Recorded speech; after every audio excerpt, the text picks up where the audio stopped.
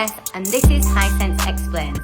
We've decided to dedicate today's episode to showing you how to effectively set up your TV so you can feel confident that your Hisense TV is fully optimized and ready to be enjoyed.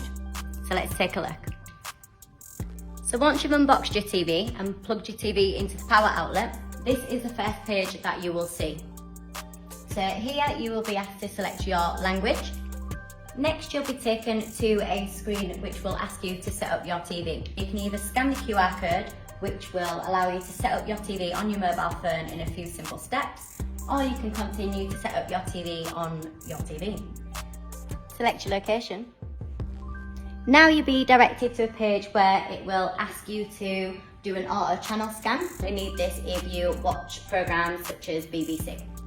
You'll then be taken to a page where you have the option to enter in your postcode. So this will help you start receiving more accurate live news and updates and TV shows and so much more. So it's completely optional, but we would highly recommend it. Next, you'll be asked to connect your TV to your Wi-Fi network. And then you'll be able to enter your password. So I've entered the password, but you don't need to see that. So the next page is just our privacy policy. You will probably want to give this a read, and once you do, and you're happy with that, just select all. Up next, you'll be asked to create a Vida account. So this is completely optional, but it's really great if you don't have an Amazon account or a Google account, because if you create a Vida account, it'll keep all your subscriptions in one place and you'll be able to manage all your preferences in there as well. And if you hate to type but love to talk, you are probably going to want to select your voice service. So you've got Amazon Alexa or Vida voice options. Here you might want to name your TV. So for example, you have got two different living rooms. You might want to put living room 1, living room 2. And finally, you will come to your home page. So this is the page that you will come to every time you turn on your TV.